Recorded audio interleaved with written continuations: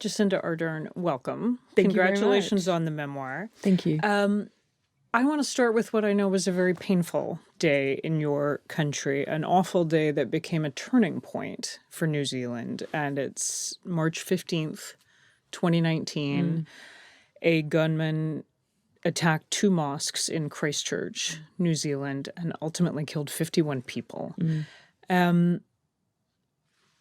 Just walk back, tell me where you were, what was going through your head those first few moments. And I remember so much about the turn of events on that day. And so I tried to document them, because one of the things that I wanted to do with the memoir was just bring people into the experience of what it is to be a leader in crisis. Yeah. And many of the events will be so familiar to New Zealanders. But that day I was in another city. I was in New Plymouth. It was it was meant to be a relatively uneventful day. I was on my way to visit a new build of a school out in a rural part of New Zealand when my press secretary handed me the phone and said there's been a shooting.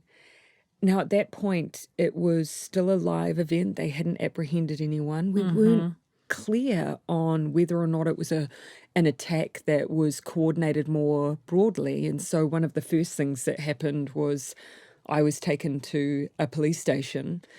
I thought... Because they need to keep you safe. Well, I thought to be briefed. Yeah.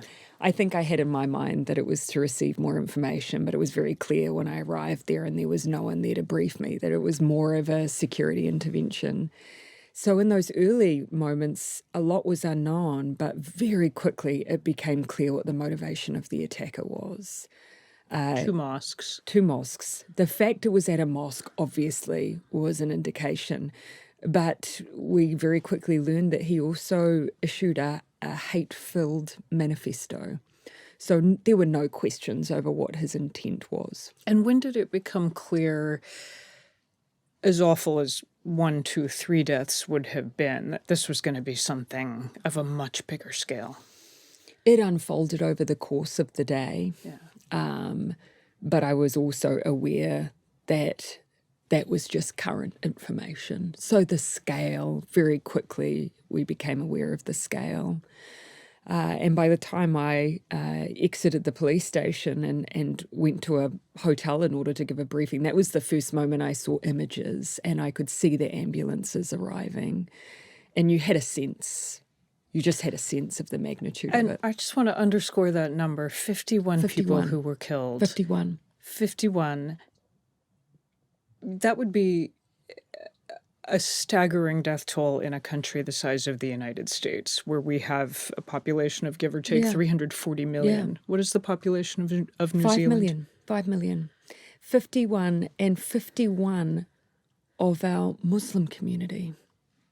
And, and as well as, countless as well victims injured through the horrific toll that something like an AR-15 has on a group who were, and one of the reasons the death toll was so high was because he targeted Friday prayers. And this will, there's so of course, so many things about this attack that was devastating. But because he live streamed it, we know that the moment he arrived at the door of the first mosque in order to undertake his attack, he was welcomed by a member of the community who opened the door and said, "Welcome, brother." And he was shot dead. Everything about it was just horrific. It fell to you, among other tasks in the hours and days that followed, to brief family members, loved ones, because the Muslim faith calls for burial to happen very quickly. Yes. And in this case, it was a crime scene that you hadn't identified the bodies. There was an investigation in full swing. You had to tell them, we will respect your faith, but we can't make this happen fast. And one of the reasons I wanted to share that in the memoir was because one of the big lessons for me in leadership generally, but which is particular to crisis, is in this modern era, there's probably a school of thought that leaders should stay away from unpredictable situations. And look, I understand why that counsel may exist, but unless you have proximity, you just won't know where you're most needed and what's most needed. I'm certain I would have understood the importance of expediting identification of victims for burial. But by being on the ground, I didn't just understand it, I felt it. And it became, alongside the many other things I knew needed to be done, we were highly motivated to try and get families what they needed in that moment, and that was the release of their family members. The weapons used included 2 AR-15 style rifles, a semi-automatic, and a shotgun. Correct. All of which had been purchased legally. All legally acquired, some illegally modified, but I think the mere fact that they were legally acquired, and keep in mind this was also an Australian citizen who was able, and we have essentially so many of the rights of New Zealanders are afforded to Australians, so that almost became a moot point. But I think it underscored the availability and ease of access that we had. A lot of people own guns in New Zealand. A lot of people do. But there's no constitutional right. No. And so there is, in that regard, I would describe it loosely, that New Zealanders have reasonable access, but there is a sense of responsibility versus right over gun ownership. And again, that's to the degree that, I'm obviously not American. I simply observe, and so I can never fully speak to anyone else's culture. But I know ours in New Zealand is one of wide usage, but not a sense that ownership is a right per se. So you decided in the wake of the Christchurch shootings, we need to change our gun laws. Yes. Something has got to change so this can never happen again. Yes. Walk me briefly through how you got it done, and so fast. I remember the day after the attack, the police commissioner confirming for us that the weapons, as far as they could tell at that stage, had been legally acquired. Mm-hmm. And it felt like being punched in the stomach. Because there was... We let this happen. Yeah, there was an air of, the moment your laws create a permission space, you feel, complicit almost in a way. You certainly, as much as I already felt a responsibility to respond, but in that moment there was, it sat squarely with us. We were in a coalition government. I didn't know if we had the numbers to pass a change in law, but I just instinctively felt that New Zealanders would support a change because they would have that same mentality we had, which is never again, let's do everything we can. So I went to a press conference immediately after and said that our gun laws needed to change, and then it was a matter of working through how and what that would look like. And here I have to really credit John Howard, an Australian Prime Minister who predated me, a Conservative Prime Minister who had his own experience and Australia's own experience with mass gun violence in what something was called the Port Arthur Massacre. And after that, they changed their gun laws by removing access to military-style and semi-automatic weapons, and they coupled it with a buyback. So their view was you legally acquired them, and so the state will compensate their return, but from there we make them illegal. So we had a model. You thought, why reinvent the wheel? Why reinvent the wheel? Did it worked. Okay. It enabled us to move quickly. And so we introduced law and took 10 days to debate it and pass it. In all, 27 days roughly after the attack, we had moved to ban semi-automatic and military-style weapons in New Zealand. You mentioned the buyback. Mm-hmm. People started appearing, handing in their guns. Yes. How many? More than 50,000, yeah. So you and I are sitting talking in the United States of America, where there is a constitutional right to keep and bear arms, it's the Second Amendment. Mm. Does any piece of the New Zealand experience apply here? To the extent that anyone else within the United States believes it does. My experience simply is that empathetic leadership is not just about, being there in the moment and experiencing and understanding as much as anyone is able when you're not directly a victim yourself what is happening for people. It's also about action. And I do think crisis calls for change, and it keeps calling for it until it happens. We've had so many, though. I was trying to think what's the biggest, most recent, most awful gun attack to put to you as an example of what's happened here. And there's so many to choose from, but I'll pick Sandy Hook, where 20 first grade children Yes. died. We didn't change the gun laws after that. I've made it, my observation, and again, I've always been so wary on the commentary on other people's politics, but my observation from the moments where I have been asked about New Zealand's change in law is that I don't know that the public's expectation is necessarily the idea that there should be change. I still feel it. I still hear it. So I don't sense that has lessened over time. In fact, perhaps for some it may have strengthened. And so then it's just a matter for how that sense and expectation is responded to by those who are the legislators. So understanding that you are reluctant to give advice to any other country on how they should do it because it's a different situation and a different culture with different laws. However, I am going to ask, do you have any advice for your counterparts here, for America's political leaders who are horrified when they see gun violence here and yet have sworn an oath to uphold our Constitution? Well, here I would say just my observation, and keeping in mind that I wouldn't say I'd be alone in politics in this view, because every member of parliament at the time in New Zealand, bar one, voted for this law change. And I would say, not to speak on their behalf, that within the thinking of most legislators at that time, it would have been, yes, New Zealand has a relatively high number of guns and gun ownership because, of course, we have a real pragmatic issue.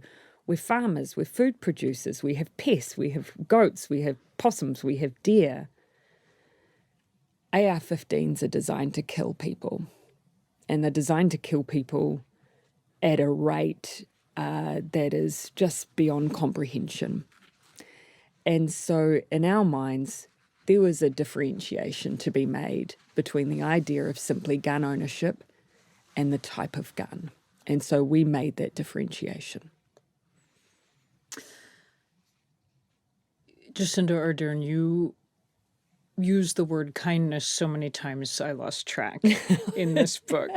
You make it the centerpiece of your book because it was the centerpiece, it was your guiding principle in leadership. Yes. You have a great line: kindness has a power and strength that almost nothing else on this planet has. Why center that? Of all of the different values you could have been striding toward as Prime Minister, why that one? I think it's been missing. And I think there's also an unfair assumption that doesn't really exist or belong in leadership, but particularly politics, because it's so often associated with the idea of weakness. That in order to be in politics, you have to have a level of strength and resilience, and that in and of itself, that is incompatible with kindness and empathy. And I disagree. Merely for the fact there is that assumption, actually, boldly stating that kindness is going to be your guiding principle, that in itself is a courageous act, because you will face this idea that you're inherently weak as a result. But I make this point all the time. I don't think we should differentiate from the values that we think are important enough to teach our kids. And most of us teach our kids kindness. We teach them generosity, curiosity, bravery, and then we have this bizarre distinction where we then don't expect it in our leaders, let alone our political leaders. And I think we should, particularly in these times where there's so much dehumanization. And dehumanization leads to aggression, to violence, and ultimately does nothing to solve the problems that so many of our communities are facing. I mean, you're describing a leadership style that is centered on kindness and empathy and compassion. Yes. Apply that to America's political leaders today. I don't know that for the listener that I would need to. I mean, obviously, for me, it's not just about any one country. There are two different styles of leadership that we're seeing globally. And I tend not to focus on individuals because I don't think they are a singular example. I think actually this is a broader issue we have the world over examples of those who utilize in politics the weapons of fear and blame. And it's a tool that's been used for a very long time. It's not new. Versus the more difficult task of what are really complex issues, and in this current time, I'd say, which are deeply rooted in ideas of financial insecurity, rapid change, and generally a sense that the world is changing around us and we can't guarantee the kind of life that our kids will inherit. Answers to those problems are complex, but actually a form of leadership that's willing to solve those issues, not to skim over them with a narrative of blame that actually allows the leader to say, well, therefore I have no responsibility for fixing the problem, but actually digs a layer deeper. I do think that voters are seeking that. They're just not always having it on offer. When you preach this, the importance of kindness, of empathy in politics, when you do that in America in 2025, do you see people kind of rolling their eyes? It just feels like a different universe than we are living in. It's interesting. No, I actually don't see them rolling their eyes. Maybe that's because I'm sometimes in dimly lit theatres and auditoriums. But, this is not an abstract theory. When we think back, when was the last time that we had, a pandemic, deep economic disruption, and then global conflict? Well, FDR coming in the aftermath of the Spanish flu, the economic, the Great Depression, and then World War II. Again. Yeah. And many point to him as someone who had the traits of an empathetic leader, choosing during those complex times not to just skim over an issue, but to do fireside chats on the radio, to share with the people of the United States the problems they faced in a very honest reflection of how the government would intervene. This is not a new idea. It's not the case that it's never been practiced. There are examples. What we need to maintain is people's expectation that this is the kind of leadership they wish to see. The opening scene of your new book is gutsy. It's you in a bathroom.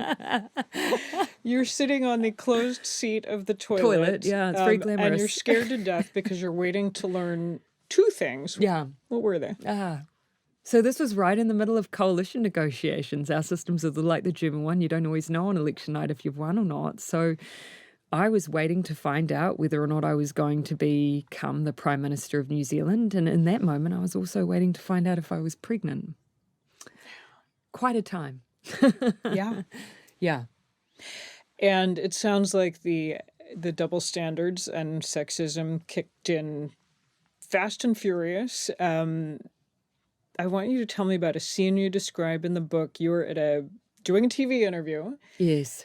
And before, you're waiting in a TV green room and you can hear the on-air anchors discussing how you really need to go public with your reproductive plans because the country has a right to know. And are you going to can you take maternity leave if you're Prime Minister? And this was the day after I'd become, it was 7 weeks out from the election, and I became the leader quite suddenly. And that's a whole other story, but my boss came into work, resigned, and then nominated me. And so the next day, I'm there to do some morning television about my new role, and they were having this conversation, and it kind of actually, the thing that got me wasn't so much them discussing my own personal circumstances, but it then turned out to, lent itself to an assertion by one of the broadcasters. A male broadcaster, that all women, that it was the right of any employer to ask any woman about their reproductive plans. Actually, that was the bit that got me.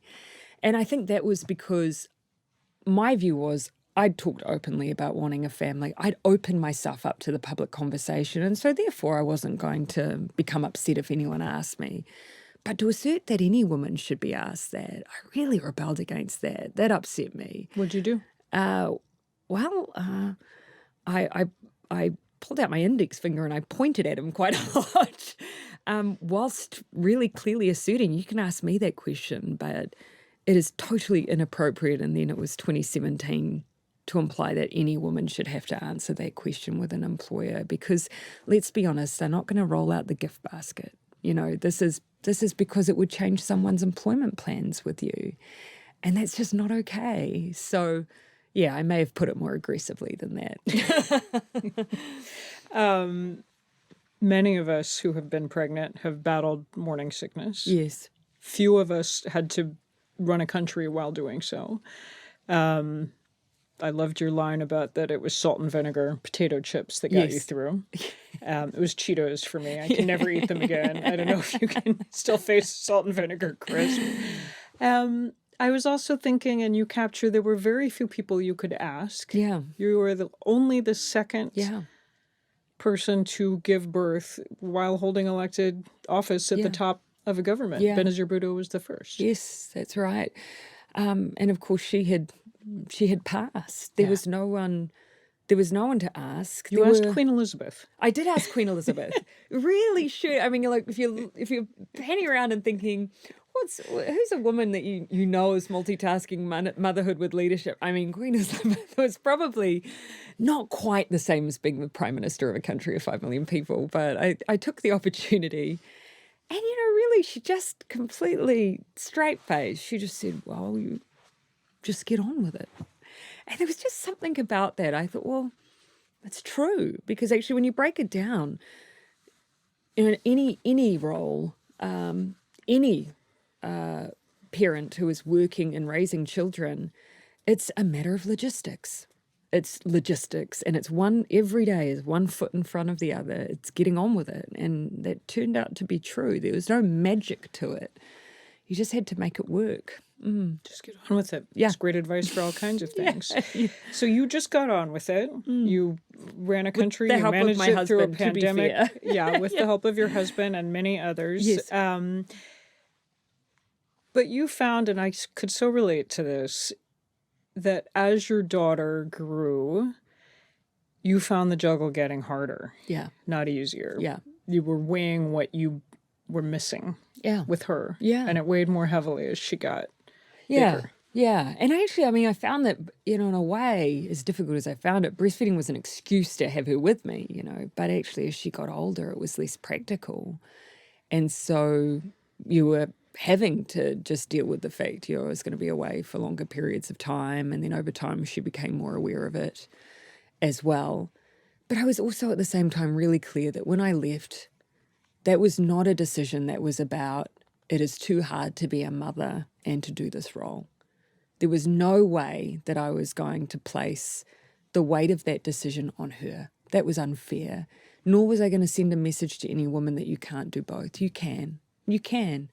Because actually the mother guilt that I have now, that I'm around more, is just the same as what I had then. It doesn't go away. It's the price you pay of being a parent. And probably having that perspective has been really helpful as well. It's painful. It's the takeaway that but we're going to feel helpful. guilty no matter what choices we Absolutely make. correct. So you might as well go do what you came to do. We might as well flip it to think about what we want for our own children, and we want for them to have fulfilling lives as if they choose, parents, and careers if they choose. Why don't we give ourselves that same grace? Before people start writing in, yelling at me, why are you asking her these questions? Would you ask the same thing of a 40-something male leader? Yes, I would. But Yeah. I'm asking you specifically because you write so honestly and such a raw way about what that struggle that I think every working parent has dealt with, to the point where you describe you're getting a routine physical health check, you're getting a breast screening. Yeah. They see something or feel Yes. something that Yeah. raises questions you might have cancer, and describe what is going through your head. Yeah, and I think someone asked me why are you only talking about this at this point, given the proximity to when you left office, and it was because actually it wasn't a determinative factor for me, but it was the first moment that I started thinking, what would I do in those circumstances whilst being in this job? And it invited the question of, maybe I would have to leave. And there was something at that point that I felt, even allowing myself to think about departure, I could feel that I was thinking about it in a way that I hadn't before. So it started a set of events. I think one of the reasons I wanted then to write about it was because there are so many human experiences that are so leveling and so unifying. You know, the experiences we have as parents are pretty universal. Women in pregnancy, birth, breastfeeding. It's not different for others just because of the roles they have in life. You might hide it a little more or assume that maybe it's different for others, or having a routine examination and finding that you have to go off for another checkup because they're a bit worried about something. How often do we hear that story from our friends? Constantly. Yeah. And so for me, again, it was just part of that wider humanization of these roles, reminding each other that there are humans doing these jobs. But I guess I'm curious, what had changed in your thinking, changed in your ambition, or you tell me what's the right word to use here, but that your reaction to a possible diagnosis of cancer wasn't, oh my God, I might have cancer, but was, oh my God, I might get to leave. I might get to be done. Yeah. That's a really significant It is. shift. And I knew that wasn't a great way to see that piece of information. And that's what gave me pause to think about it. But I really, as I was writing about it, I know exactly what was happening. Yeah. I ended up in this role because that battle that I always had between whether or not I felt like I was equipped with all of the skills needed to be a leader, which I never believed myself to hold, and that sense of responsibility just happened to be, in my case, my sense of responsibility always won out. That was what brought me into the role. And it was only when I had a piece of information that allowed myself to get beyond my sense of responsibility that I started entertaining the idea of leaving.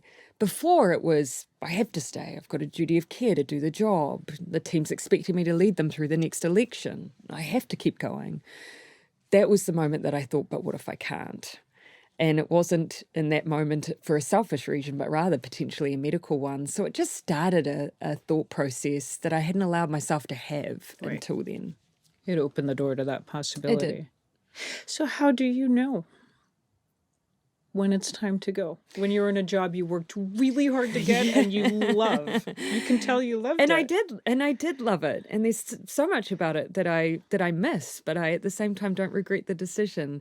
And I think, again, that responsibility frame, all the things that were important to me about the way I wanted to do the job. I wanted to maintain curiosity. I didn't want to be defensive as a leader. And I could feel some of those things, eroding. And also, significantly, you've always got to have a bit of extra, in case there's crisis. And for us, we had a biosecurity incursion, a volcanic eruption, a horrific domestic terror attack, and then the pandemic. I knew I needed more in reserves than what I had. And that's not to say I couldn't keep going, and I always get frustrated when I hear the words burnout because that wasn't how I felt. But it was starting to feel like if I recognized all of those things, perhaps there was a responsibility to hand over to the next person. And it wasn't the case that I felt I was the only one who could do it. I wasn't. No one ever is.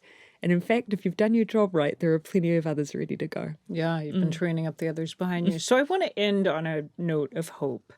I ask questions for a living. I always find the people who ask me the toughest questions are my children. So true. You write about a question that your daughter, I think she was 5 by this point, or roundabout. You two were walking home from daycare, and she asked why you had stepped down as prime minister. Yeah. How did you explain it to her, to a child? Yeah, and it's a great question. I gave her a version of what I'd kind of said at the time because it was, my honest view, and it was as I've already explained. I just did it in a more user-friendly way. And then she just said to me, "But Mummy, we never give up." And suddenly I was mortified at the idea that might have been what she thought. That by departing, that was somehow giving up. And, for me, politics is an incredible place to be useful, to make change, to address injustice, but it's not the only place.